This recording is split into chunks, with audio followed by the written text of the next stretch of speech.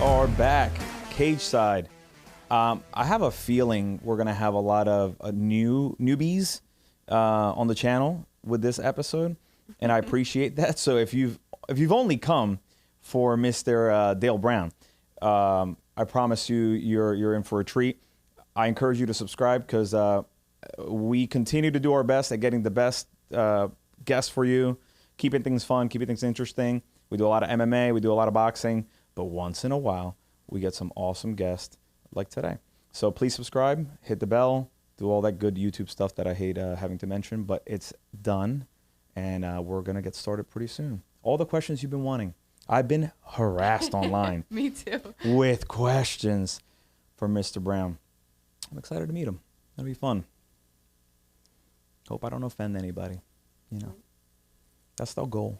Just getting to the bottom of it. And before we go, if you're here and you know about our awesome giveaway we did with on Instagram with TKO, please stay to the end of the show. We're gonna pick the winner, who's gonna get some pretty awesome prizes, sign autographs, gym memberships, gear, gloves, all sorts of good stuff. Priceless.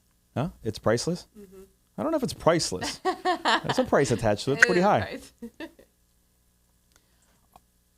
I've been wanting to see your face for so long now. I've been anticipating this moment since last week. Welcome to the show, brother. Thank you. How's it going? It's going good. It's going good. I have tons to ask you about. I apologize because you're seeing me off the webcam. Obviously not seeing what we're seeing here in the studio, but hopefully you can see me and you can hear me all right. You look great. You're in Detroit?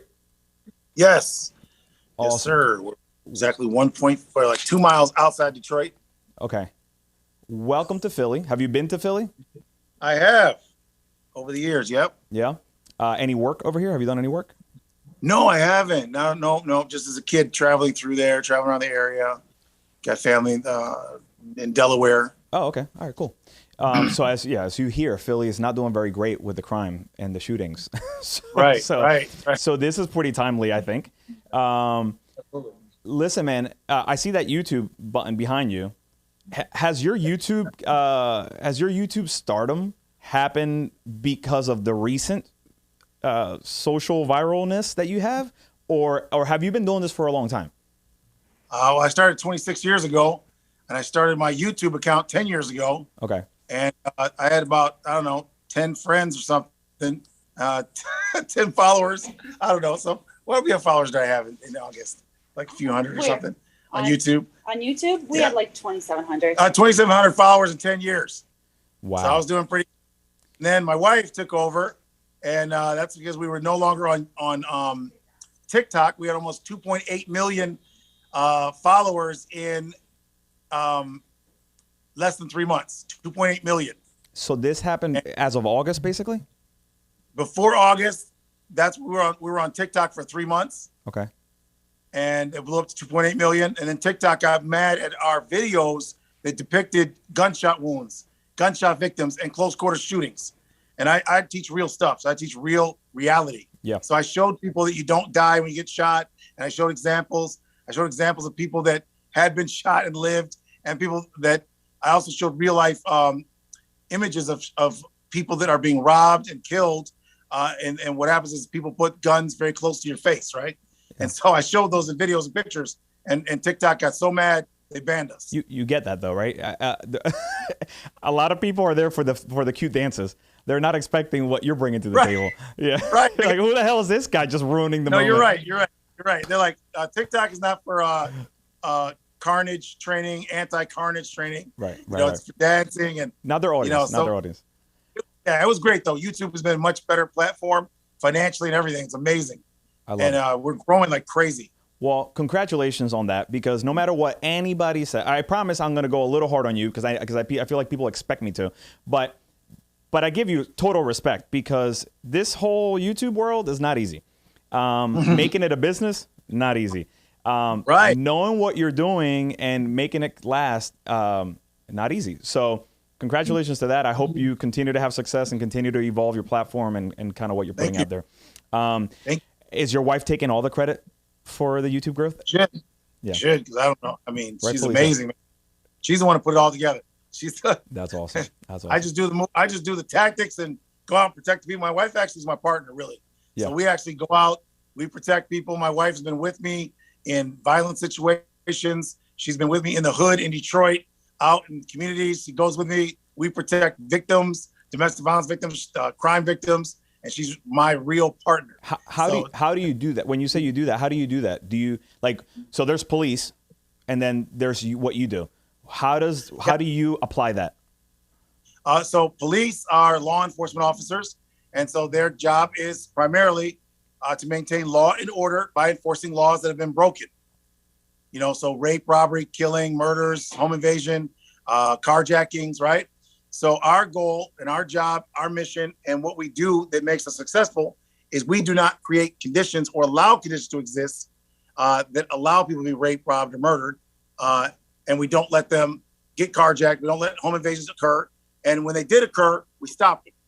So as a result, we stopped the criminal elements from hijacking cigarette trucks in the region here in Detroit. We stopped all the hijackings starting 22 years ago.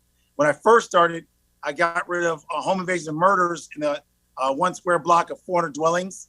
And I used my skills, my teaching, my training as the tool to make that change happen. So this is a real life application system, grassroots. I started with just a dog and a rifle. But before that, I was teaching in the parks here in Detroit. And what made me stop just teaching was the fact that people needed help. And I saw people get injured and there were murders, and there was no way to stop those things from happening by using a response-based situation. So rather than get mad at police because they couldn't be there at a time when people needed protection, I created an organization that had the skills to protect the community. But it's all because of that, stop violence. But it's all preventative, so you're not going out there and actually intervening anything. You're teaching, and people are applying those things. You have to intervene. Yeah, you're actually going to be in shootouts. People are going to try to stab you, shoot you. 6 of us have been shot. None of us died. We stabilized our wounded, which is part of our training, first aid training. We stabilized our wounded and transported to level 1 trauma hospitals. So we would be dead if we didn't have our training. But who calls you? That's what I'm confused So about. we work for building owners, and we work for homeowner associations. Okay, so you're security. Security. Gotcha. Right. Okay. So they hire us as security. Gotcha. And then what we do is volunteer as bodyguards for domestic violence victims, stalking victims, and crime witnesses. So the first thing I was a school. So I started teaching self-defense, my survival system in parks here in Detroit in 95. And when I saw that the training was not enough, there was a girl that was chased off a bridge. And I thought that people needed this training to stop that kind of thing from happening. A woman was killed in front of her daughter. She was dragged out of a car, and there was a crowd of people that were cheering. And I thought that if some person was on that bridge, they could have stopped this woman from being chased off the bridge and dying in front of her daughter. And I was right. So years later, we had a chance to rescue women in these situations, and males, not just women, that would have been beat to death, abducted, killed. We were able to save people's lives in those situations. So a massive group attacking, a mom or a kid, and we were able to stop these things from happening. And that's what I'm most proud of, is that we actually had a chance to see, our training used in force-on-force conflict with violent people. Right. So where do you get all these tactics? Are you developing them yourself? Are they based, because you have some military background, right? Yes, I was an airborne paratrooper. Okay. Are most of these things learned from that experience, or are you making? So how do you develop these tactics? So I started as a kid. My mother was a captain in the Army. She was a doctor in the Army, and she was also a firearms instructor. And so when I was a kid, we would go shooting when I was 6 years old, shooting the M16 A1 or A2. And so we started with shooting guns. Then I was on a wrestling team. And then I started joining martial arts around 10 years of age. I was starting wrestling at 8 years old. And freestyle wrestling, American freestyle wrestling, kids wrestling. And then I started going to different martial arts, judo, Aikido, anything I could get my hands on.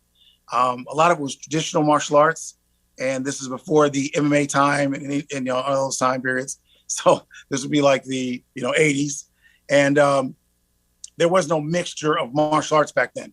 So what I thought, because I loved martial arts, I loved the esoterics. My favorite art was Kyokushinkai. So Kyokushin, I really liked. I like the Budo concepts, the Bushido philosophy.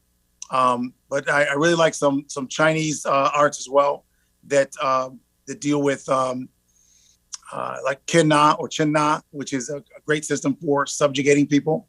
And then, of course, Taekwondo was my first martial art, and that would be Chung De Kwan and Mu De Kwan. And what I did was I studied with the idea that I wanted to learn how to defend myself. And so although I like the esoterics and I like the culture and learning about Asian culture and different groups within the martial arts worlds, it really wasn't the purpose of why I was training. I wanted to make sure that I could be safe wherever I went. And I wanted to not be a fighter. I didn't want to fight. I didn't want to, I enjoyed sparring and things like that initially as a kid, but it wasn't my point. I wanted to end fights. I wanted to bring things to closure. And I would, you're supposed to follow rules. I would often, deviate from those rules. And especially like even in wrestling, I got actually put off the wrestling team because they kept telling me I had to put an arm in a chokehold. I was like doing rear naked chokes from birth. And no one even taught me. I just knew that if you choke a human, it stops fighting you, it stops wrestling you. And wait, so you were choking people out during wrestling matches? Yes. Oh yeah, yes. that's a no-no. Listen, and then you got to put an arm in there. You're supposed to put an arm in the choke. Yeah. And I was like, no, I can't. And so at an early age, I was just not a conformist when it came to conflict. And so for me, it was about survival early on. It was about self-defense. And my point was I wanted to learn, how to do that. So what I did was, as an adult even, I would go to martial arts schools. I would, at a kickbox, I don't care what you're teaching. I don't care what martial art is. I don't care what you're teaching. I'm going to go there, see if there's something I can learn from you. Okay. And what I would do is I would get cool with the instructors and I would ask them after class to go over, what do you do for a knife? What do you do for a gun? What do you do for a bat? What do you do if it's, multiple aggression? What do you do if they do this to you, if they do that to you? So I don't have to wait for my 15 minutes of self-defense at the end of class. All right. And back then they had no Krav. If they had Krav, I guarantee you I would have joined Krav hands down. Yeah. And if they had MMA schools, they didn't have any of that. Is what you do very different from Krav Maga? Well, what makes it different? I would say it's Krav Maga is very close to what we do. I would say it's probably the closest. Okay. So I would say if you're studying Krav, so we have instructors here that used to teach Krav, and we have instructors here that used to train in Krav. And so what most Krav people have said when they come here is that it's very similar and they like it because it's similar, but they like the fact that it's where we simplify things. And most importantly, what we do is we infuse law. So imagine you're going to touch someone, but you don't know the laws. So that's what I did, was creating a system. My first reason for creating the system was I didn't think that any one system was better than another. And I thought that all of them had something good to offer. I thought judo, aikido, jujutsu rather. I thought that all arts had something to offer. And then, you got the flavor from the instructor.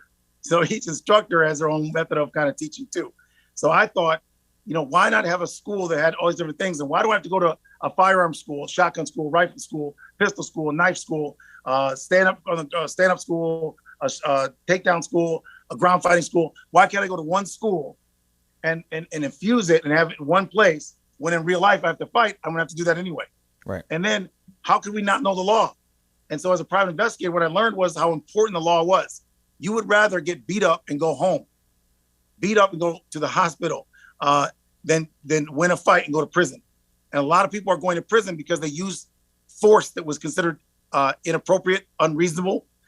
They used force, and when the police got there, they were still using force. They were using force that when people video recorded it, it appeared to be inappropriate. And as a result, they catch felonies, they go to prison. There's many good people that are in prison because they were defending themselves and did not know legally, whether they were armed or unarmed, how to do that and not create a condition for their prosecution. So my system infused law. Day one, I wanted to teach law with training. So I created a threat management continuum. So what you learn is, if this person does this to me, what could I do legally to defend myself, to explain and be able to articulate as a civilian, right? So law enforcement has this. They have 5 levels in the PPCT system, which is their force continuum. So civilians don't have one right now, and that's what we need. That's what I created. And then I got a chance to use it in real life. So now, what do you say when police officers are approaching? What do you say before it happens? When you call 911? What do you say to 911? What do you say on the police report? What do you not say? What do you say happened here? And if you don't know how to legally explain your actions, you literally can destroy yourself and your entire family. And all you were was defending yourself. Right. And so when I saw that, I realized the vital importance of that. And then on top of that, we had a chance to test it in this city, state, country, in Canada, Ohio. I got into a situation in Denmark. The training works under all these different conditions and legally. Yeah. So we've had no court dates in 26 years. None of our staff members are dead. And more importantly, none of the thousands of people we protect are dead. And that includes today. We still protect about 5,000 families here in Detroit right now. You say, and well, congratulations on that. That's obviously a great achievement. You said that 6 of you got shot earlier? 6 of us have been shot, yes. Is that including you? No, Oh, okay. I haven't shot at. Okay. Obviously, everybody survived and everything. Everybody still practices within, like, works for you and everything? No. We have a constant staff that's growing and people moving on. So it's just people trained by it. Yeah, those people in the past, so like from the 90s. Gotcha. So obviously, I can't speak to when you had a transition between running a business and putting all this to work and to going into the content world, which is where you got all of a sudden all this attention. Have you seen a shift in the level of respect that people have for what you do? Oh, absolutely. Lately. So, I mean, people that know us that obviously people in law enforcement, people in the local area that are knowledgeable, people that work in the, we've received awards from, cities and shelters and judges. So the judges send people to us in many different situations for protection. So these are people that know us that are in the industry. And then people that we protect, obviously, they depend on us for many years now. So they know us, right? And we've been a lot in the media over the past 26 years. So a lot of people regionally know us. But what's interesting is people know us differently. So some people know us for doing a lot of free programs for the community. And then other people know us for working in different working capacities, actually working in protective services. And then other people know us as a school only and didn't know we do protective services. And then some people know us as only protection, didn't know we had a school. So what happens is it's, based on how you got exposed to us, it determines how you know of us. Right. But now through Viceland and Vice, they did some stories about us, but they twisted it around the concept of calling us private policing. And that's just not true. So I've been getting flown around the country, flown to other countries. I was in Acapulco a couple years ago.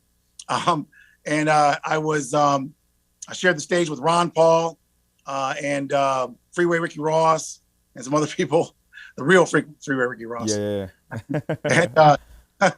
And so the skinny one. What they think of us is they thought we were doing something because they thought police in Detroit don't have enough numbers or weren't doing their job or something. And that's not true. The police are fine. They're doing a great job. We're doing something completely different. So we don't law enforce. We protect people. Right. These are 2 separate functions. And the police take criminals from us when criminals are in a situation where they commit a crime in our presence, or we catch them in the act of a criminal activity. Then we do take them in custody, and police do take them from our custody. Gotcha. All right. So shifting a little bit more into the way we know you. Unfortunately, we know you more through the viralness. How do you feel about about the way you're being portrayed in a lot of these videos. And I have a follow-up question, obviously, to that. Yeah. Oh, at first I was new to the internet game, because I'm a real person. Like, for me, if you were talking trash to me on TikTok, I would talk about your mother, I'm sure. So I have very low decorum when it came to the internet thing, and I'm mature now, so that's good. But now I can take it, right? You can take it. Woo! So you're not taking offense to anything that people are saying? No, it's fun. It's fun. In fact, I'll tell you what happened. I actually like it now because one of the issues I had was, how are we going to get this word out there that we have tactics that will save people's lives? How are we going to get them to even be interested, especially since they're not even interested in it? They don't believe it. Right. So if I told you that people can levitate and they can't, and you believe they can't, then you're not even going to entertain it. Right. So in this case, imagine I'm telling people they can disarm guns, disarm knives. These are things we've had to do in real life.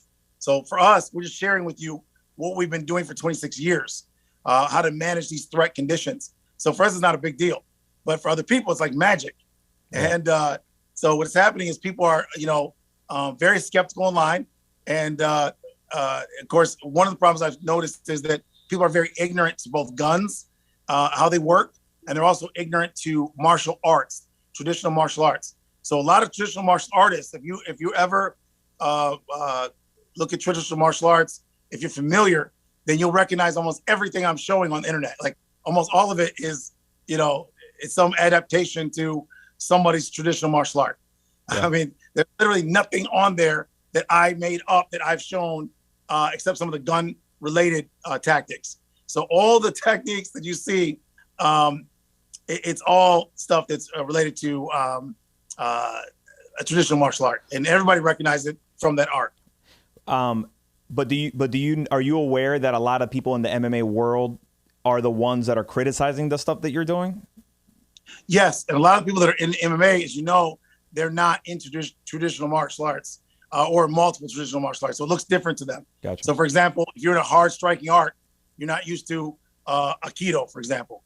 And if you are into judo, you may not be familiar with, Kyokushin. Or if you're doing Hapkido, you're going to be more familiar with joint locks and throws and other things because it's so mixed, right? Hapkido. But if you're more Taekwondo, you may think that the way they throw kicks in Ishin-Ryu is completely wrong. Because Ishin-Ryu kicks are completely different than kicks in Taekwondo. Right. And then, of course, MMA and a lot of the systems you see today, Krav Maga included, their kicks are completely different than a lot of Taekwondo kicks. So, and Thai kicks are different. And so everybody's are different. They're different science behind how they believe their kick should be. And so if you study more of them, you'll see that they're very dynamic, very dynamic and very different. Yeah. In terms of how they believe they would generate energy and how they would actually work.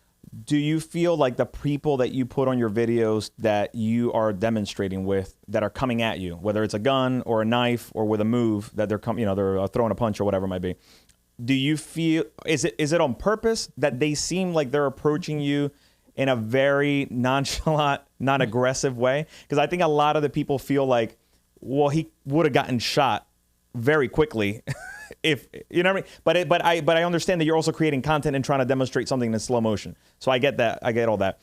Is there an intention behind that? Yeah. So number one, we're teaching. Okay. So we're not actually trying to impress people. We're not trying to be cool and show them how good I am at something. I don't care. I'm showing people what they can do. And so one of the twisted aspects of the internet is that people are evaluating what I'm teaching. I'm not asking to evaluate. I'm sharing something that I know will help you. It helped us. So I'm just sharing with you so you can have a better idea of how to legally defend yourself. A lot of things we're showing are simple things, so you're not using violence and, like, for example, punching people in the mouth and then finding out what's going to happen to you legally for that. Not just legally, but medically. If you're punching people, if you actually are used to punching people in the mouth in real life, you're going to know that you're going to get teeth in your hands. I've got teeth in my hands. So if you do that, you're getting blood from other people in your body. Now, talking tough guy stuff about punching people in the face in the street, that's fine. But I'm going to let you know bloodborne pathogens are real. And I'm going to let you know that court is real. And we're knocking people's teeth out you're a 12-year-old blonde girl and you knock on a 14-year-old blonde girl's teeth. Not only is it illegal for minors to attack minors, even with parental permission, in which one of my clients said that he taught his 12-year-old daughter how to give a knuckle sandwich because she was being bullied by a 14-year-old blonde in the suburbs, right? And this guy's a wealthy engineer, and he's going to teach his daughter how to do the knuckle sandwich. So she does such a good knuckle sandwich, she knocks the 14-year-old girl's teeth out. And guess what happens then? She gets a criminal record. So Right. a 12-year-old girl knocks out the teeth of a 14-year-old bigger girl, right? Like in the karate movies. Remember that? Mhm. You know, getting bullied. Mhm. Yeah. Boom. Teeth come out. Guess what? Mom and dad got a $10,000 bill. Daughter is arrested at their home in a beautiful neighborhood, in a suburban, beautiful. They don't even see cops in their neighborhood ever. And now she's arrested. So my point is that when people are looking at those videos and they see what they're seeing, they're not understanding the context, that it's just to help them, number one. Yeah. I'm not trying to impress them. I'm already impressed. And everyone needs to be impressed here. We're just sharing with you. We learned in Detroit, actually protecting people. Yeah. So the difference between this training and any other is there's no referees out here on the dirt, on the street, in the concrete. There's bullets, blades, bottles, bloodshed. And guess what can happen to you? Court dates. And the biggest thing you should be fearing about your training is what happens when the police get here or someone gives them your license plate for leaving.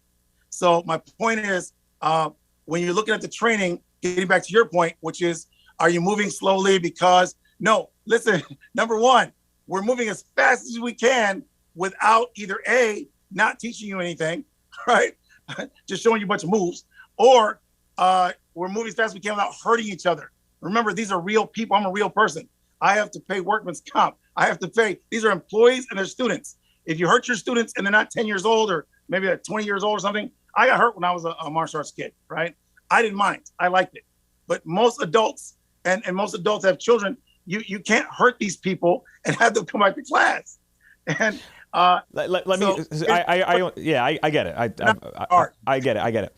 And then you answer my question, but so let me rephrase it to maybe get a different question answered. So, for example, the person that's showing the move with you doesn't do anything themselves to avoid your technique. So, for example, if a person's holding a gun to you and you're showing how to disarm them, I saw one that you were pushing the barrel, right? So then the pressure that they were doing turns it towards them or whatever it might be. How come you don't show them taking 2 steps back?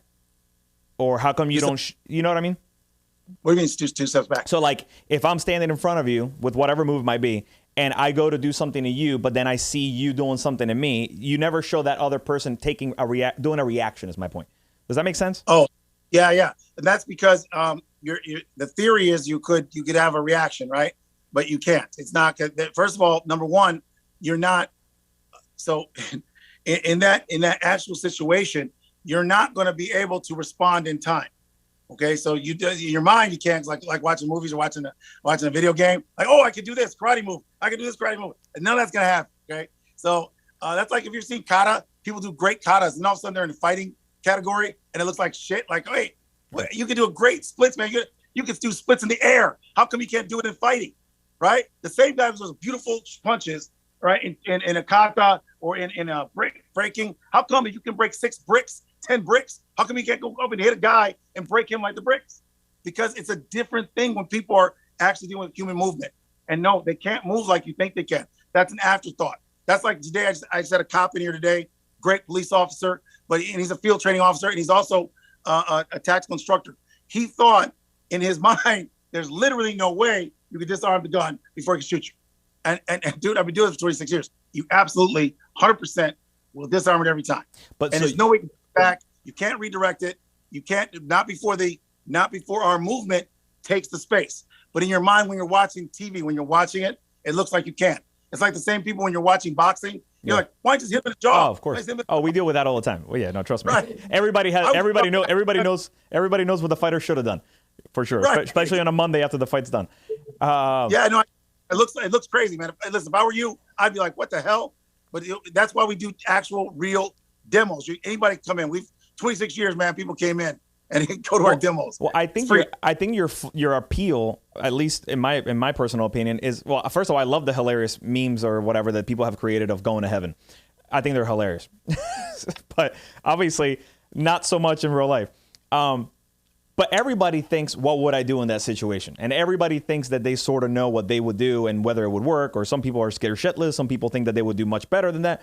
Are you confident enough? So like, if I get trained, obviously watching the video is not going to be enough, right? If I watch a video of you doing something, that's not enough. First of all, let's address that issue. So first of all, remember this. Police officers have had their guns taken by people that have absolutely no training, okay? And criminals have had their guns taken by other criminals, and police officers have disarmed criminals even though they had no class on that, okay? People disarm guns all the time. In fact, criminals with no training have disarmed police officers and corrections officers so often in jails and prisons that they're not even allowed to carry guns in jails and prisons anywhere in the United States.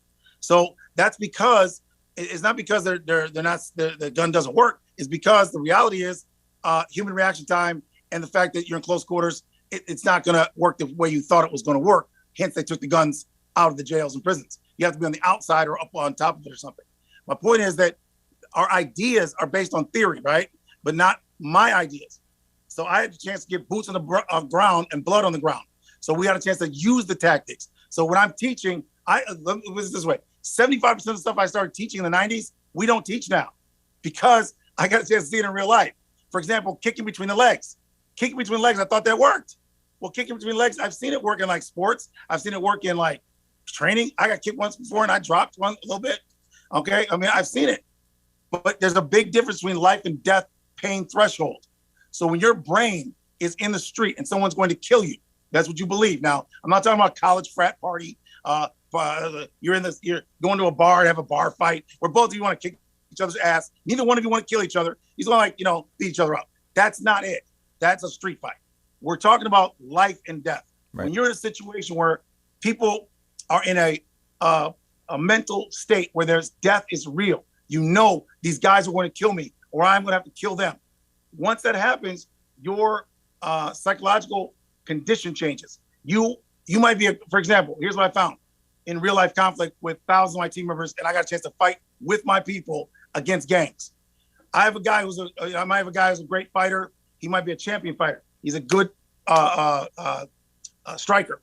We're in a fight now with people in life and death. Now we have not only their guns and knives out here, but there's multiple aggressors. And now that same person who has really good attributes doesn't have those same attributes now because his level of fear of death has just entered the picture. So now he's restricted. His way of moving is restricted. Same thing with a kicker. There's guys that are great kickers, right? But now all of a sudden we're in life and death and their feet won't come off the ground. They literally will not lift their feet now that they know that what's on the line is death.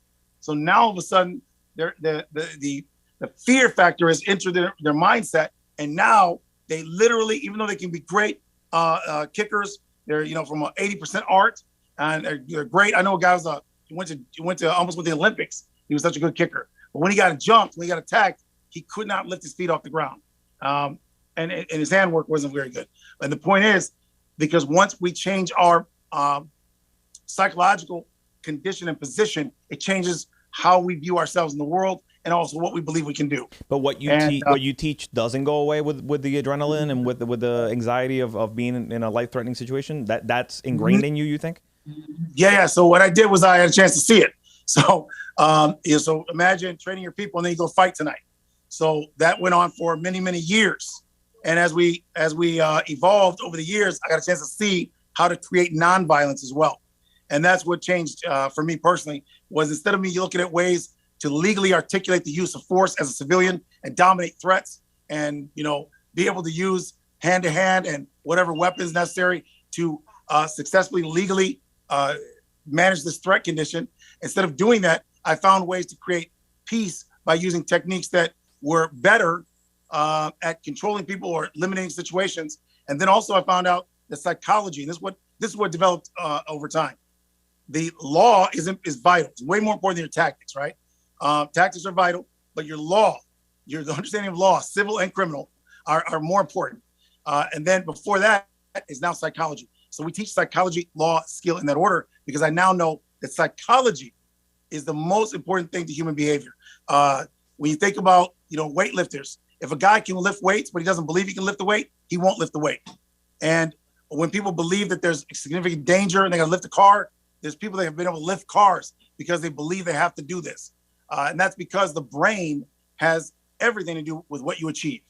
And so that's what I learned all these years, that psychology has to do with, is the most important thing when we think about human performance, psychology, human behavior. And that's why we teach a lot about that. And that's from experience. So I had to learn, I had to study more, learn more. And the way I did that was I know the situation.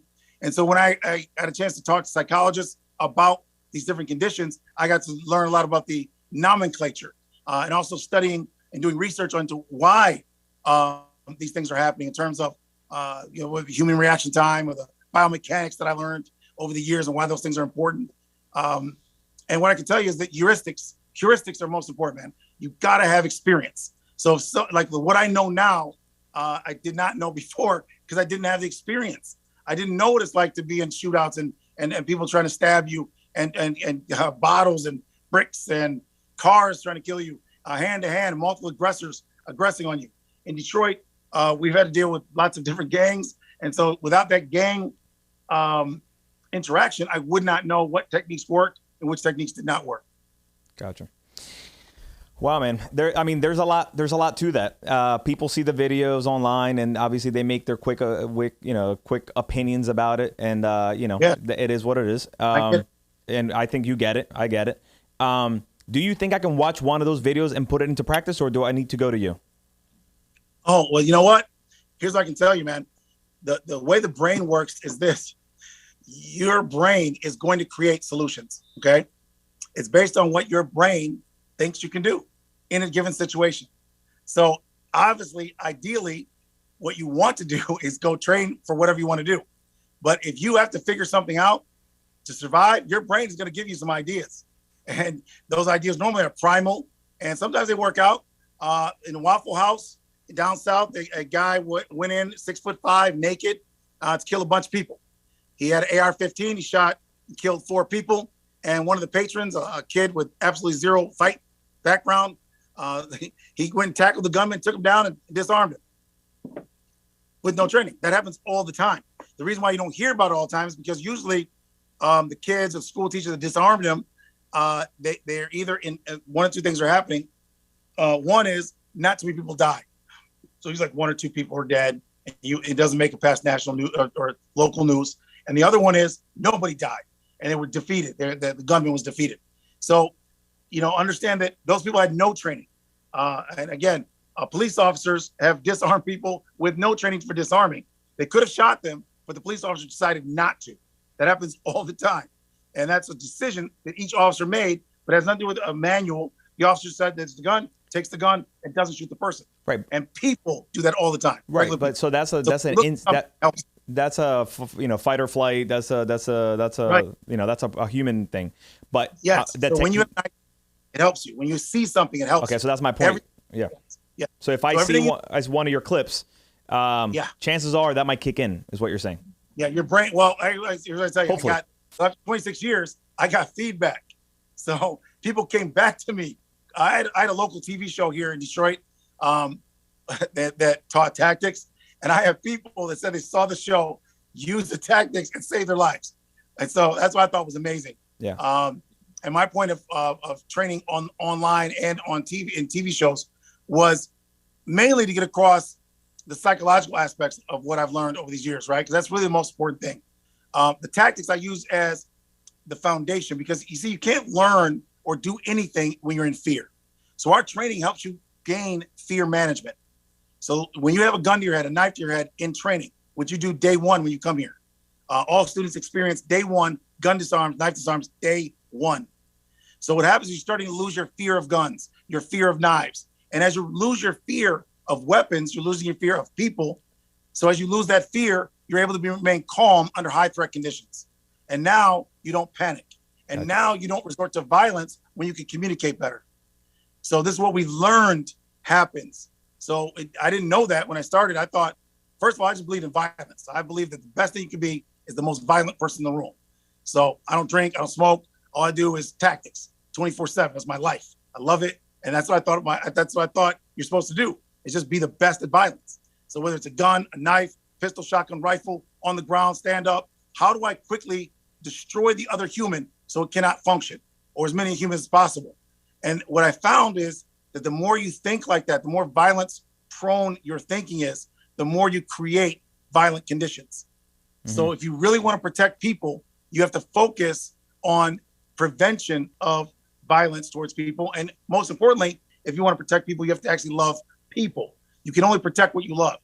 And you can't, you will never care or really truly protect anything properly that you don't love. And so what I care about is people. I like to see people do well. I like to help people. And so I found a way to create safety for people. And it's not just me. So now I've changed thousands of people, and they come back with great stories of how they protect people. And that's the purpose of my organization, is to protect people. So the byproduct is money. Money is the byproduct. It's never the purpose. Yeah. So we never allow money to dictate our actions, ever. Can we get into some rapid answer questions? Though I have not prepared, so I'm gonna get them from the top of my head. No, but things that I've been thinking about. The getup, the outfit, what's behind it? What does it mean? The earpiece, the vest, the logos, all that stuff. What is that? What's the purpose for it? This is our uniform. We actually protect people. This is what we wear. So we train in the same clothes we use for work. So earpiece, we work. ID card, we're at work. We're at work. So it's because I'm telling you now. I bet you people think it's an outfit. I think people. I know. Listen, I was on TikTok before I understood the internet and troll hate. I thought they were real people, like really asking real legit questions. Oh, no. I swear to you, I answered them thousands of times. Thousands. I thought they were really people. I thought I were having a real conversation. They're like, "What's with the get up?" "Oh, sir, ma'am, this is our work. We wear jobs." Perhaps you don't know. Dude, after writing that 10,000 times, I realized they don't care. They don't care why I'm wearing it. They don't care what I'm wearing. I can switch to a kimono, and they'll be like, "Why does this kimono look like that? That must be a Detroit kimono." I think if you switch to a kimono for just one video clip, people are gonna love it. Hey, I have black belt. I have a bunch of black belts. I get them all from Amazon, and everybody here, day one, everyone, you go to my school, you don't have to pay. We give you one day one. Black belt. Okay, so you've officially convinced me. As Gabby here, who's producing behind the computer over there, knows. Everybody always tells me, "Oh, you should try jiu-jitsu." I'm liking the idea of getting my black belt on the first day. I like that better than having to work. Skip all that. Oh my God! All right, the fella with the shiny, badass looking motorcycle helmet that you continue to punch in videos. What's that whole deal? I need his face not to get punched. That makes sense. But what's the reason behind the look of it? It's cool. Okay, that's okay. Fair enough. I think it's cool too. I want you to look at it. So I don't want to show you a boring helmet. I got a boring helmet, but I thought you'd like that one and go, "What the hell's a stormtrooper doing on there? What is that crazy shit?" And then I think looking at it like, "Oh, I should look at that. It's got a crazy stormtrooper helmet." I swear to God, I did my homework. I wanted to make sure I've seen enough of your stuff, and I wanted to click on all the shiny helmets. I was right. It works. Right. It works. Yeah. You're right. It's cool. Why is a stormtrooper in this video? Why? All right. What's out of all the things in your household, what's the one thing you should think to grab first if somebody comes in your house? Shotgun. If you do not own a weapon, sir. Oh, you're not me.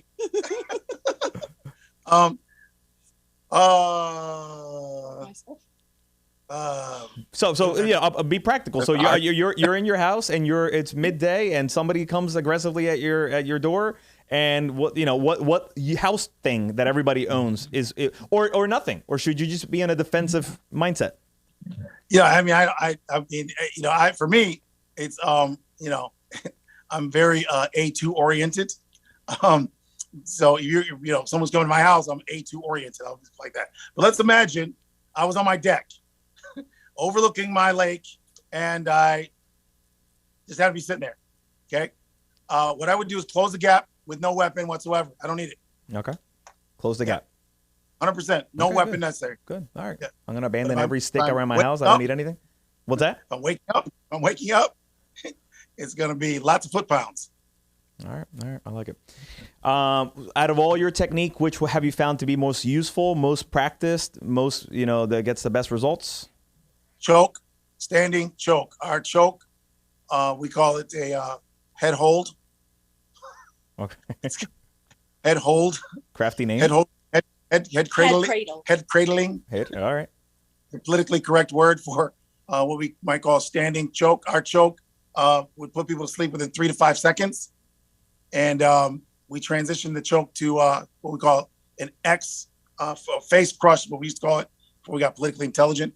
And now it's called a head cradle. Head cradle. So and what it does allows us to break the vertical plane, go across the face, bring them down into our custody, and take them into your position without going to sleep. So our problem was for the first 5 years is we would choke out a lot of people. So hundreds and hundreds and hundreds of people. And nobody ever died. So let me be clear about that. So these people, what we would do is we were dealing with a lot of gangs, a lot of violent people, extremely aggressive groups. And we would just start choking them out. And there'd be literally a bunch of people not allowed to fall on the ground, sleep. We would lay them down and they would wake up later, upset, about a minute or so later. And what happened was I got smarter and I found a way to not have those people laying around like that. And also remember this, if any of them had died, that could have ruined my life. And so I had to think of a better way. So what we want to do is not have people go to sleep on the way to the door. And these are extremely violent nightclubs that had a problem with big gangs.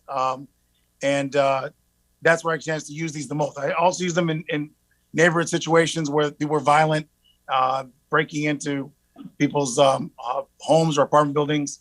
And so the chokehold to us, for me, it was, I learned that the chokehold that I use, I learned from the Tamarian Institute, which was created by a guy named, I'll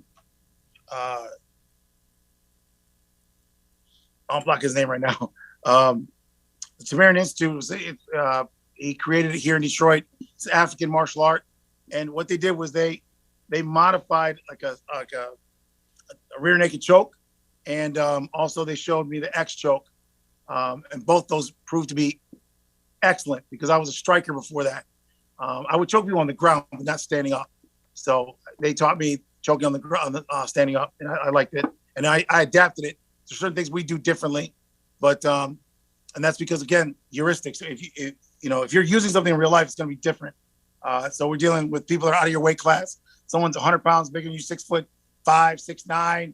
I'm 5'9". So I got to go take guys 6'9" into custody and get them out of this building. I only weighed, probably then maybe 180, 200 pounds when I was 180 when I first started. So a lot of the violence I had was because I was too little. Yeah. So they would fight because I was 180. Yeah. And these guys are 280, 380. I mean, 2 to 380, they're not listening. Right. So you have to find a way to do a safe choke that would not decommission the person, but you could control them basically. Yeah. Eventually the fear of them not waking up made me adapt to a different way. And that's what I'm saying. Like heuristics, when you actually try and error, that's the way to learn something. Like, did it work? Yeah. When people try to stab us, hit us with bottles, sticks, bats, whatever it was, we got better every time. I learned more. So I will say I owe a lot to the gangs. Without the gangs attacking me, I would not have known these things. Not many people think gangs. So this is a new. No, I said, hey, we call them thug animals. Thug animals are not criminals. They're not just criminals, I should say. Robbers. So these aren't guys just like take your car or take your wallet. Yeah. These are people that if you gave them your car, you gave them your wallet, they would still kill you. Gotcha. They will abduct you. They beat you down. They don't let you go. They'll actually throw you in the trunk and take you places. So that's what happens here in Detroit. Very, very violent. Security guards get killed here. All the bouncers get killed here all the time. Yeah. And bouncers end up killing people here all the time. So it's very common for shootouts and violence in extreme conditions, just in normal life here. Okay. I got 3 short, quick questions, and we'll wrap this guy up. I know you're busy. Number 1, I can safely say that a lot of people will be wearing you as a Halloween outfit next year. How do you feel about that? Great. Outstanding. Fucking awesome, isn't it? It is awesome. They're gonna have to keep that eyebrow up the whole night, and that's gonna hurt. Better than the eyebrow. Somebody commented, I think, on one of the things that I posted of your, and somebody, why is his eyebrow up? I'm like, of all the questions you could ask, I don't know, because he rose his eyebrow. Wait, what's going on with my Jerry curl, my perm? What's going on? I like the perm. You're not Puerto Rican or anything, are you? No, but when I was in the Army, all Puerto Ricans thought I was Puerto Rican. I'm Puerto Rican, and I don't even know. Yeah. When I was in Puerto Rico, I was Puerto Rican. Of course. No, I'm African American, but a lot of people think I'm Iraqi, some people from India think I'm from India. Yeah. Yeah. So but if you change your name to Hector, you would be good to go. I'm just saying. Right. You'd be good to go. Puerto Rican Army. It's really cool. Oh shit, that's hilarious. All right. The last two is one. A lot of people have asked me to ask you why you don't let people comment on your post.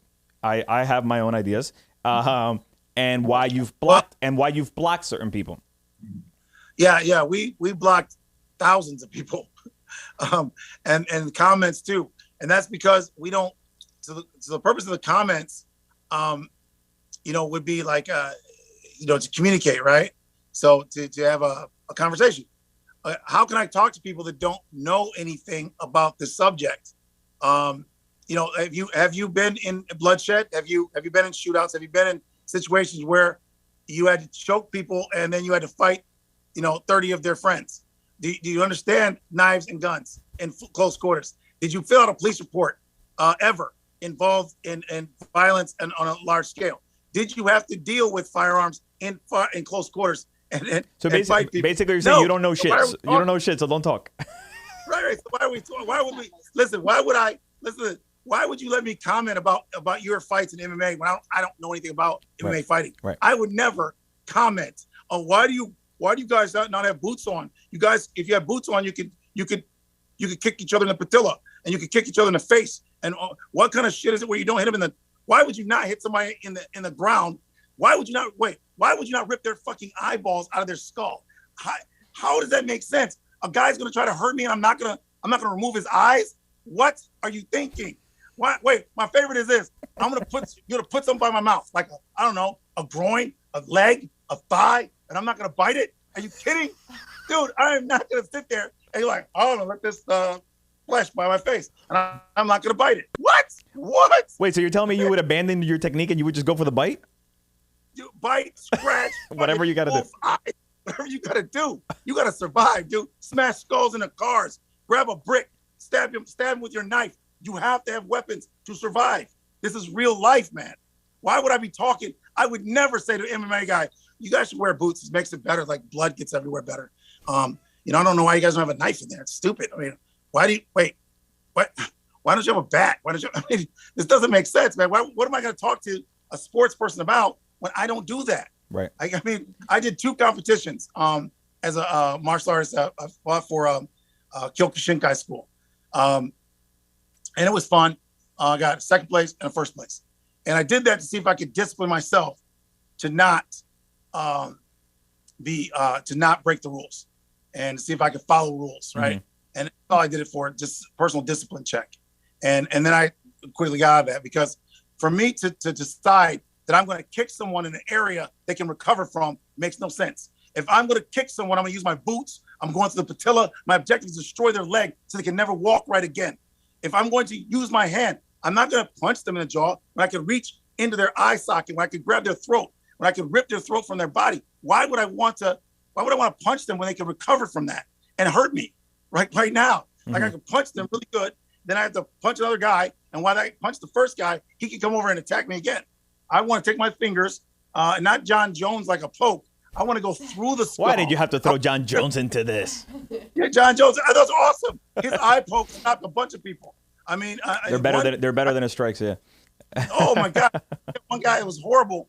I saw one was like a little poke, and the guy lost his eyeball. Yeah. I'm talking MMA. I'm MMA. Yeah. So I mean, that's sport, and it wasn't even trying to. So imagine.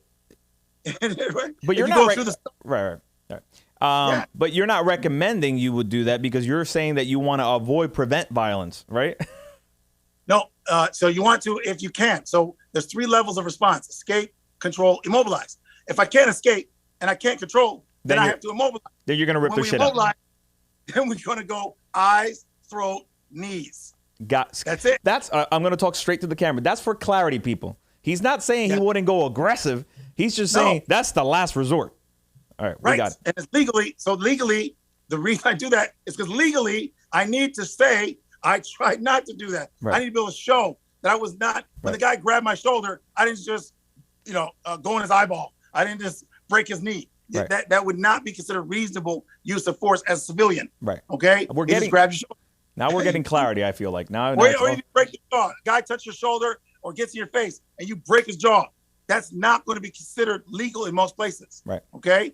So now you just caught a case because you didn't understand legally how to conduct yourself. And that's, to me, it's most important. That's why this is called a survival system. Right. Our objective is to have MMA fighters, BJJ fighters, Krav Maga people take our courses just like they are right now, but on a massive scale, so that bad things don't happen to them outside of the arena.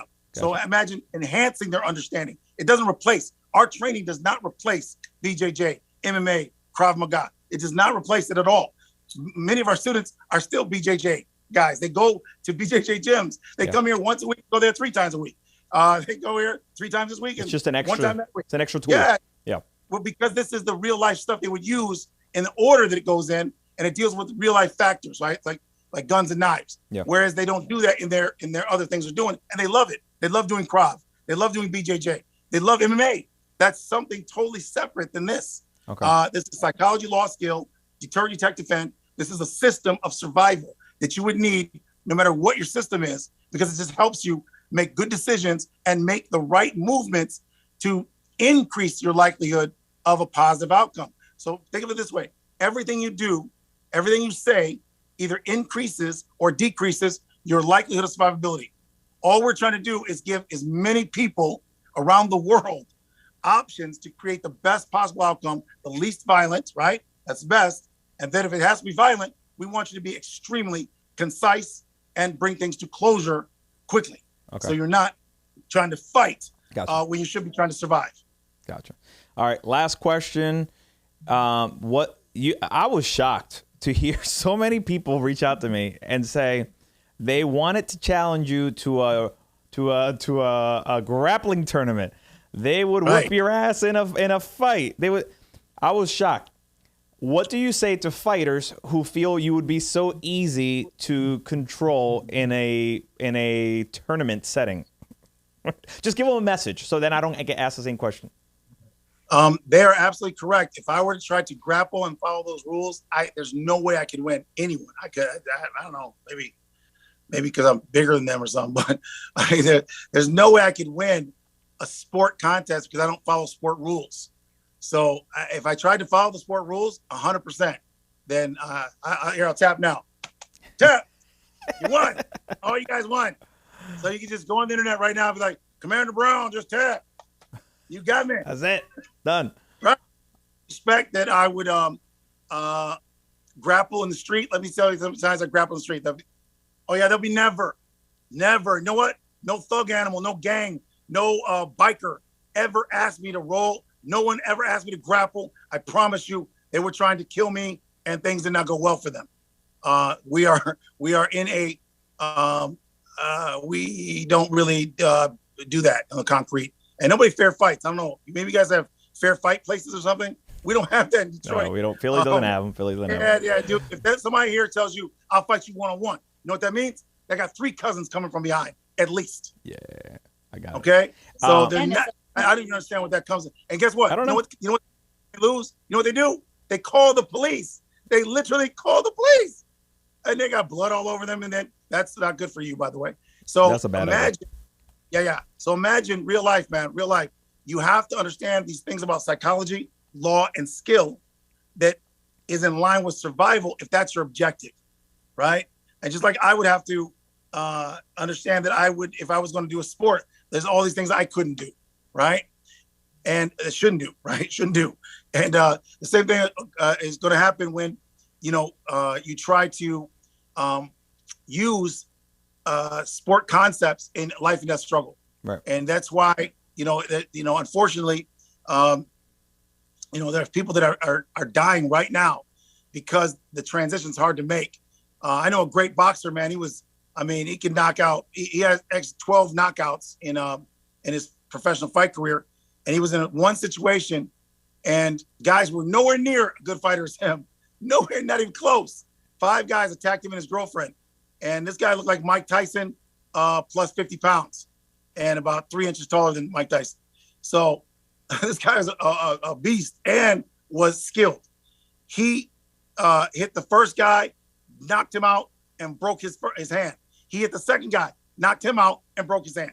So now he's got both hands are broken, swelling immediately. He can't use his hands, and the other 3 guys beat him and his girlfriend down to the ground. Yeah.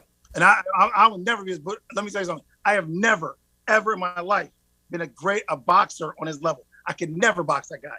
And I've never, ever lost to aggressive groups of 10 to 20 guys. So we've been attacked by guys in groups 60 to 80 men, especially in Southwest Detroit here in Detroit, which is a place where there's very large groups. Yeah. Do you it's a watch different science. Do you watch Sorry. MMA and boxing as a fan? Yeah, absolutely. Okay. I only ask. We're predominantly an MMA / boxing show here in Philly, so Yeah, I like all. See, for me, I love all areas and aspects of martial arts, pugilism. Yeah. I mean, I find it very interesting always my whole life. So that's where I got the love for it, right? Yeah. But what I found was in real life, when you fight outside of your weight class, when this person wants to kill you, not fight you, there's a huge difference, and we need to know that. And that's what I'm teaching.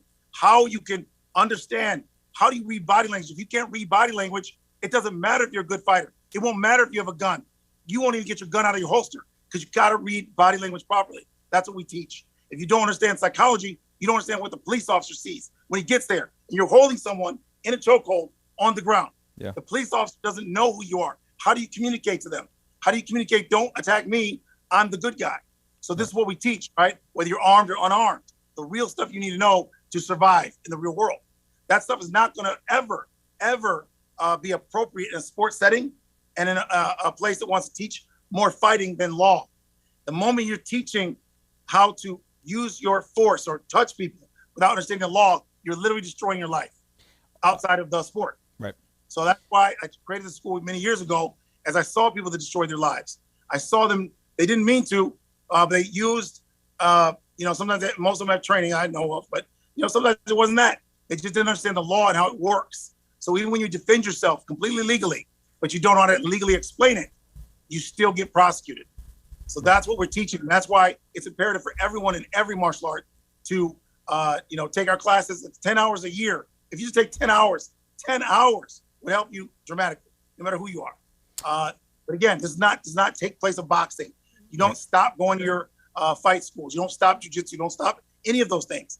This is just something that augments it, that enhances it, and makes you safer, makes your family safer. Are you going to be in Philly anytime soon? We might be, but if we are, we definitely want to look you up. Let me know. I think it would be for fun, by the way, because I take this is all serious, but also it can be fun. Yes. If you come down, you let me know. I want to take you to the so we're very close with the top gyms that are putting out the best Philly talent to the UFC and boxing. Great. I would love to take you there, have some fun, shoot some content, have you put some of your moves against some of the best fighters for fun. I think it would bridge the gap. Gun disarms and knife disarms. Absolutely. Let's do it. Let's do it. That's why I want to do gun disarms with you, and I want your audience to see if it works or not. But they'll know that you're not going to play along. They'll know you're not going to, just let it happen. I don't know when you're coming, but I'm going to start practicing now. Me and Gabby are going to start trying to get guns off each other. Can't do that. Listen, man, I really do appreciate your time. I'm sure you're bombarded with nonstop requests. Crazy, positive. Let me tell you what's happening now. So we experience a lot of hate. I don't understand how someone hates people that tries to help people. Don't ask me how that works, but we got a lot of hate.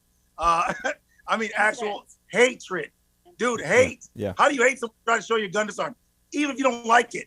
It's okay to not like it. Just don't lose it. I never hated Dillman. I never hated Dillman. I just thought you can't touch fire and wood and knock someone out. I just thought that. I never texted him. I never said, I hate you, Dillman. I never said, no touch knockouts don't work. I just simply shut my mouth and stopped looking. Okay? If you don't believe these kind of signs work, fine. If you don't believe, that's cool. That's okay. Or if you want to check it out, come on by. And if Dillman was here, close, I'll go check it out. I want him to do like knock me out like fire, wood, and I hate to say it, but all that hate is the reason why you're so popular right now. I know. Unfortunately, listen, I try to do things to get people to hate me all the time to make this show grow. It's not working. I got to come up with something. You know what? We're gonna start wearing helmets, shiny helmets, on the show. You know, hey, we were just in Atlanta because we're in high demand right now. So a comedian called us out to be in some of his skits, and when I get there, right, the first thing that happens is the first of all we're being we're taking selfies on all the airports, on the airplanes. People are taking selfies with us everywhere. They're like, "Oh my God, it's you!" Dog the Bounty Hunter ain't shit compared to you at this point. Oh God, man. So this guy, we pull up to the valet and we upload him to our YouTube. This guy's like, "Oh, it's you! I'm not even out of the car yet." I was like, "You can see through here." So we get out. He's like, "Oh my God, man, do selfie with me? Can I do selfie?" Of course you can. He goes, "Man, show me something. Show me something." Is that the hand? He didn't believe it. Yes, I showed him the hand. I saw that. Yeah. Dude, he did not believe it. He did not believe it. He was like, "Oh, what? This is real." You know what you're gonna be? You're gonna become. I hope you don't take this in a negative way. I mean it in a good way. You're gonna become like the magician guy. Like you gotta do party tricks. I'm doing them. I do them on the streets. Have you seen those? I've seen some, but no, I'm talking like Christmas. I'm talking like no matter where you go, people are gonna be like, do something. Yeah, dude. Listen, I was in a store here in Detroit, and the guy said, standard line, "That's gonna get you killed." By the way, 26 years, none of us are dead. None of our clients. You have facts you can use. You don't have to theorize that we're gonna get someone killed. Know this: nobody's killed, not one. Now that's amazing. But people like yelling, "So it's gonna get you killed." Even in some of my videos on the street, somebody will be driving by in Detroit. That'll get you killed. Question for you: should that be the title of this video? I'm sorry, I didn't mean to interrupt. Should that be the title for the video, for the YouTube video? That'll get you killed. Cageside with Dale Brown. Yes. All right, got it. All right, sorry, go ahead. So this guy comes up to the store. He's like, "Oh shit, it's you. Selfie." He goes selfie. He's like, "Man, your shit don't work. I get you killed." I was like, "Oh really? I happen to have a bag full of facsimile guns. Come over here." So I'm out there at a store on the east side of Detroit, and he pulls a gun out. He really did not believe it worked. He was like, "Oh, all right, that was fast. All right, that's fast. Okay, you got me. Now the next time I give him the gun back, right? His plan is to not even wait. He's gonna shoot me. Bang. So as he lifts it up, I already know that trick. So as soon as he pulls up to my head, I automatically move anyway. I take the gun from him. He's like, "Oh, it worked. Oh, I got so many tricks that I'm gonna practice on. I'm gonna kick you instead of pointing the gun at you. I'm gonna throw you off, man. That would work. See? I got ideas. I won't take up any more of your time. You're a good man for coming on the show. I wish you continued success.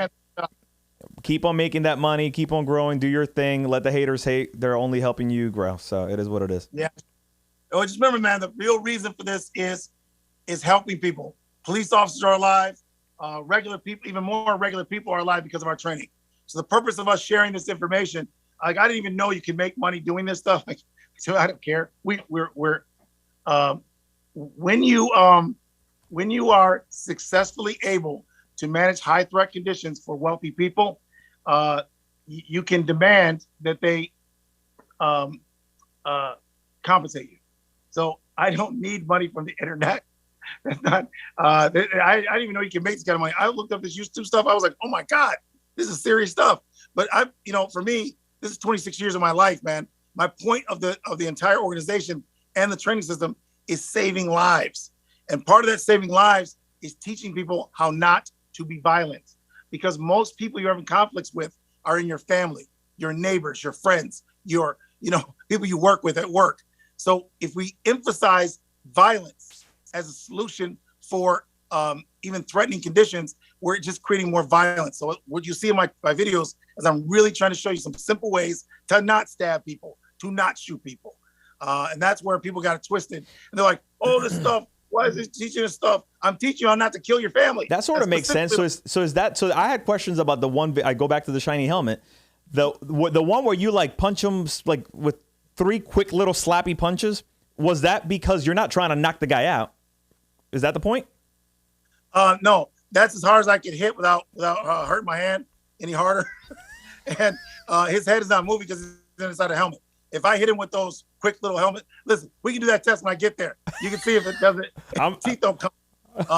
But I'm not calling it bullshit. I'm just asking. I know. Here's what I can tell you. Everything hurts. Everything hurts. And I did when I did the ridge hand across the skull of the helmet, that hurt too. So I heard you out there. The guy was talking shit. I was like, oh, he just swung and it hurt his arm. You're right. It did hurt my arm. Damn it. You know it hurt my arm. I did it as fast as I could, as hard as I could, without breaking my arm. But guess what else? We can't go around. So what were they doing before I got the helmet on the guy? I did the technique. They're like, that doesn't do nothing. It doesn't do nothing. You didn't hit nothing. I'm like, well, okay, all right. I'll hit the guy now. Because I did the same technique without hitting the guy, right? Right. And they were like, that's nothing. So now I hit it with the helmet so you can actually see their hits, right? But still, the idea was that those hits don't hurt. I guarantee you they hurt 100%. There's no technique we're using that doesn't hurt. And part of the reason why it looks different is because when you hit someone, they move back.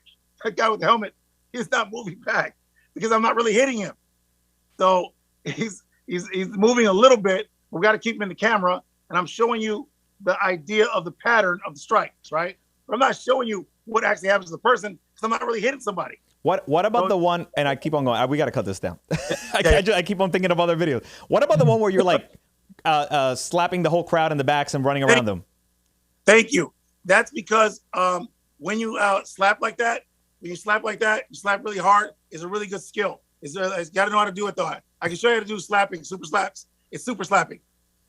No, that's not it. Damn it. Thank you for asking. Super slapping. Super slaps. So what it is what I'm showing you that technique, okay? God, man, I'm teaching. I'm not trying to impress you. So I'm showing you what you should do. So I'm showing you when you go around the group, right? When you go around the group, you'll see that they all line up. The reason they all line up is because as the group is trying to converge on you, you're moving in a circle. The circle, when you're moving, as they go forward, you're going away from where they were. They're going where you were. So that's how you end up away from them. That's how they end up lining up. So if they try to actually attack you, they're always going to be behind you. Now, if they try to anticipate you by going this way, which they wouldn't be able to do normally because they can't even see you normally, they can't see across and know you're going that way. So they think you're this way. As they go forward, you're going that way. So they just keep following. What happens is you end up with one person in front of you at a time. That's the person striking the eyes, strike the strike the throat, and the hyoid too, right here. And you strike the knees by kicking through the knees, not kicking at the knees, not doing a sport kick to the knees, but kicking through to the ground. You go through the patella using your boots, okay? And so what happens is each person's dropping. And here's what happens in real life, that you wouldn't know from watching TV. When you hurt people, the other guys realize they're mortal.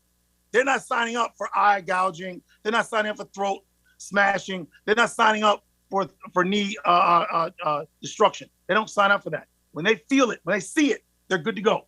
And so they're not going to keep going. That's not what they did. I'm telling you what they do is when they see their cousins or the bigger guys in their clique get hurt, then they stop coming and they start getting their bodies off the ground. So they lose faith in the predation. And that's because what they were doing was only because they thought they could win easily. That's why the group is attacking you. Now, the moment they find out there's pain and suffering, they're very interested in self-preservation. As long as it was considered, as long as it was serious. So if I punch them, they'll be like, oh, I can punch you back.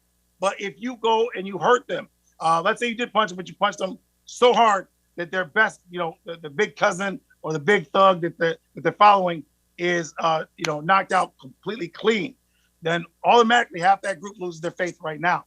Okay? They saw a big guy, Big J. When Big J goes down, a bunch of people lose faith. Big They're J like, died. let me get my cousin. Let me get my cousin. Rest in Okay, peace, that's what Big they J. really do. And then guess what? They also go transition now to knives and guns. And by the way, for you people out there that think you can outrun thugs, what? You obviously haven't been in street fights. There's always somebody in that clique that can outrun you. Always. Unless you, a track star or something? So, yeah, people have these great ideas on the internet. And that's because you have not been fighting groups. You didn't fight people try to kill you. And I understand.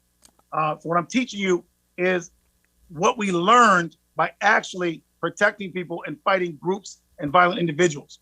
So this information can help you. Me talking to you about it really can't help because I've already explained what I can. So your comments, the comments are so ignorant. Some are funny though. Some are funny. Yeah, and threatening, guy. Come on, man. Listen, we're threat management center. That means when people try to kill people, they called us. Yeah. And we managed those threats for 26 years. That's people that hijacked trucks. That's people that took over people's buildings. That's people that wield gangs. Now, how is it you're going to scare me from Oshkosh B'gosh, Wisconsin? Okay, I'm not scared of Montana. Okay, whatever village you're from or township or whatever you're doing because you've been taking some Wheaties and gearing up. Listen, man, we deal with actual killers. And we're fine. We're fine because we made it. We survived. So the way I got my survival certification was surviving. That's what happens when you survive. You can teach others. But first, you have to go out there and protect others. So if you want to see what you can do, if you want to be impressive, this is what I was doing when martial artists used to come to my school and do the 1970s, 1960s karate school challenge. They're like, I am here. I am here to challenge the master. I was like, well, we don't have any masters. So you're out of luck. And if we thought you were a threat, we would put a bullet in your head as you came through the door with your dragon sword. One guy, I swear to God, came to my school and he said, I have brought the dragon sword. I was like, oh, sir. Who is this guy? I said, sir. He's like, if you can defeat me, you may have my dragon sword. I said, sir, if we thought you were a threat and we wanted your dragon sword, we would have shot you in the head before you came in the door. I said, this is real life. Now, here's what you can do with your skills. This guy trained all the time. Super strong guy. And very well jiu-jitsu and some other things. He's very powerful. But guy. He was serious when he offered his sword? Yeah. This guy needed help in other ways. Yeah. We became friends later. Anyway, never mind. I didn't mean to offend your buddy. Hey, man. Hey, man. Listen, here's what we can do. Since we want to test our skills, we want to see what your skills can do. There are families out here being killed. There are people being attacked. There are gangs, there are people that are attacking people. You can use your skills. Come with us. We'll go out and protect the community. You come with us. You can go on patrol with us and protect the families from violent, actual killers. And he's like, yeah, but I gotta go to the gym first. Maybe I'll catch you next week. I was like, wait, man, this is a chance for you to actually fight. You can fight in real life, man. We could actually, use your skill. Wouldn't that be great to actually see what it's like to kick and to stomp and elbow and punch through someone's skull? It's actually a violent killer, and you get to save people. You know what they found out? That's not what they signed up for. It's not for everybody. Not for everybody. No, it's not. And so I get it. So it is what it is, man. So basically, the moral of the story is to the guy that said that you're in the video that you're doing the hand thing that it looks like where Napoleon Dynamite would go train. Basically, kiss my ass. Let me do my thing. If you want to learn how to do it, come join us. If you don't, sue yourself. If you want to continue to do things that will inevitably get you either locked up or killed in the real life scenarios, dealing with multiple aggressors, guns, knives. I mean, this is really serious, man. And we've saved lives and we've seen people lose their life. Guys are great fighters, man. There was a guy here. I really like this guy. I know quite a few dead people now, unfortunately, but these people are people that, they didn't believe in training the way we train. And so their thought processes were different in these different situations. And as a result, they're not here now. And so that's why, for me, it's personal that I take the time to offer people these opportunities to learn things that can literally save their life. And we got police officers that have given testimonials on our YouTube page. You can see from the police officers talking about how the training saved their lives and helped them take control of people without injuring them. That's what I'm most proud of, too. And then you got lots of testimonials from victims of domestic violence and stalking that we protected for free, as well as crime witnesses. So people want to kill people that I don't know why this happens, but people go to kill people that are the survivors of crime and their family members, and we keep them alive, all of them, for 26 years. We've volunteered to keep these people alive, and these are people we've had to hide in different situations because the killers are still out there looking for them. We escort them to court. We escort people to get their kids back that have been abducted, and one of the things you'll see on our YouTube that you won't see anywhere else on any of these people that train is you'll see a rescue of a female that was abducted by her ex-boyfriend. She fought to get free. The people in the community that she ended up escaping from the car in called me. They called security, and we worked for their homeowner association. And then they actually called police first, and then they called me, and the woman was fighting and screaming. And when I got there, you'll see in the video, they were in the car. He actually was on top of her in the back seat and hiding her body because he'd already beat her back into the car, pulled her hair, choked her out, and had her in the back seat on the floorboard of the car. And the police did show up, and they took her away, but I got her away from him and sent him on his way. And people were like, well, why did you take the guy? My goal is to save the female, save somebody's mom, sister, daughter. My goal is not to deal with the guy. My job is rescue the female. She knows his name. The police went there and got him, and he's now in prison. So that's something, the police got that covered. We're good. What I want to do is make sure the girl didn't die. Imagine if I go and start fighting with him to take him into custody. And what if I did slip? What if he did kill me? Now he's got me dead and the girl. So the goal is to make sure you're making decisions that are best for threat management and the best way to create the best possible, less violent outcome anyway. In that case, the most important thing was I had to get the girl out. I got the girl. She was rescued. We're good to go. You also see an arrest I did this year. I'm a civilian. You'll see that I had to take a man into custody after he called me the N-word, spit, threw rocks at me and my team members. And this is a private golfing event. What you're also going to see that I don't respond in an aggressive way. You'll see that he broke into two houses after that. And I had to take him into custody as a result of those break-ins. And we'd already called police before any of that happened. And the police got there as soon as they could, and they took him into custody and took him away. So that's what we do. We create conditions for violence not to occur. There's no home invasions, no murders in our community. The police chief, Craig, said that the crime stats that they have in the police department says that our crime rates are lower than most suburbs in America, in the United States. And this is after a judge was shot outside of our community in another community that's not protected by us. And that's because we create conditions where criminals don't believe they can come in there and hunt the families. It's not there's not violent criminals in Detroit. There's definitely violent criminals. They just don't come in our communities and don't harm our families. And that's what we're proud of. That's what our skills are for. That's what the training is for. Real life application. And that's what we're sharing it with people so they can actually rescue themselves, protect themselves, and create safer communities no matter where they live in the world. Love it. Well, I think that's a great way to end it. Thank you so much. Thank you. It was an honor having you.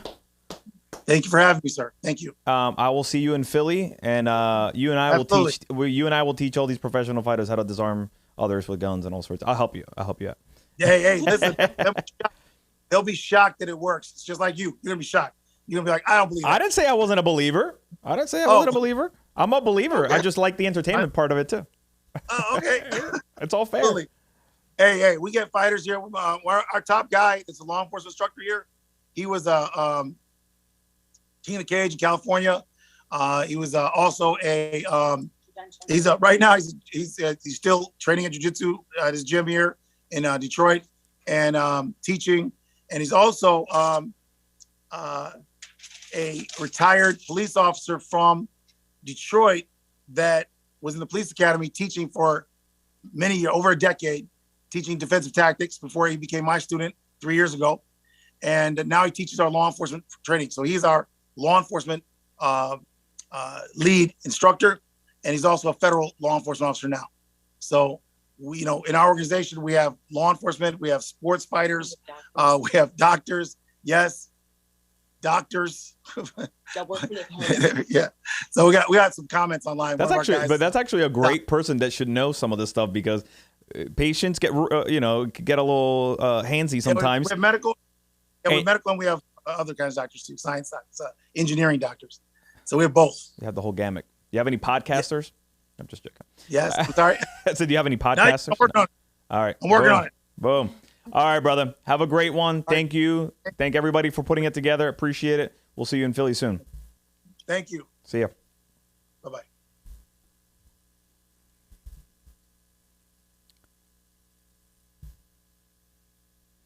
Gabby. He's a chatty Cathy, isn't he? I had to say my job was pretty easy. Just switch the camera on him. You know, take... You were good to go over there.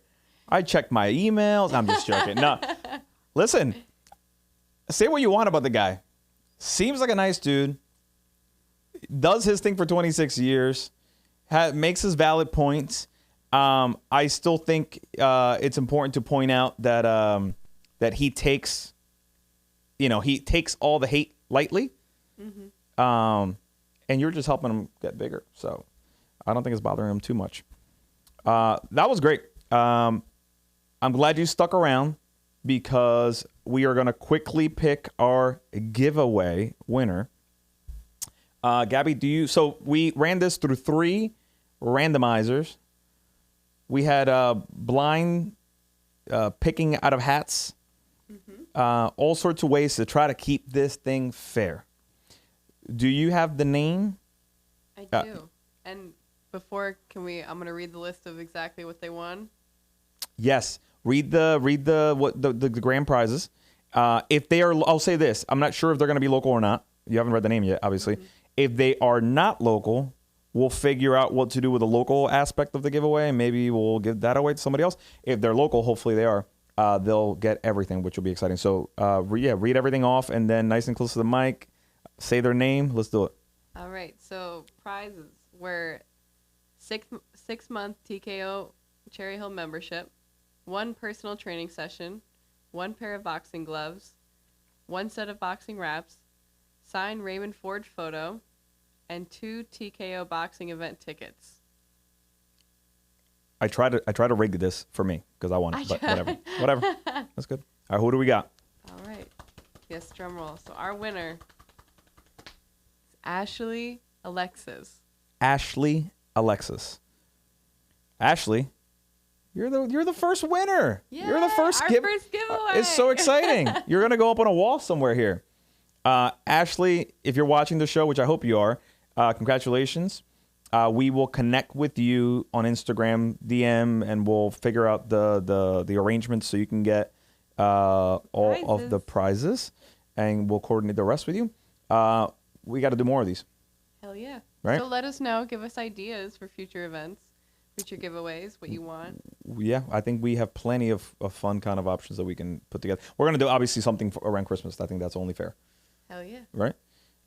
With that said, thanks for watching. Please subscribe. Join the family. We're only getting better and bigger. Let's hit that fucking 1 million views, huh? What do you think? Hell yeah.